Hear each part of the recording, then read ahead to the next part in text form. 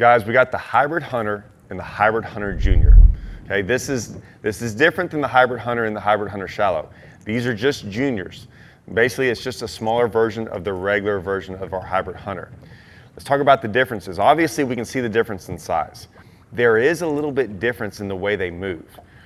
I don't really consider that a big deal. They still have the hunting action. They're really still loud. The little one's still loud. It's still buoyant. It's just a smaller version. Typically, everyone always asks me, like, which one do you throw more? I'm a tournament guy. I throw the big one. I throw the big one because I've caught more 10-pounders on this thing than almost every bait that I have in this boat. So I have a certain thing for this big one. The small one comes into play a lot of times when I go other places. There's times, even we're here on Rayburn, there's times on Rayburn this small one works really well. And I've caught some big ones on it. It's just, you gotta pick your times. It always works when this one works, but there's times it works a little bit better. Sometimes I've noticed it right in December. A lot of times when you're seeing a lot of small bait around, that's really when it works, like the shad spawn. I've also noticed that when I travel other lakes, clearer water.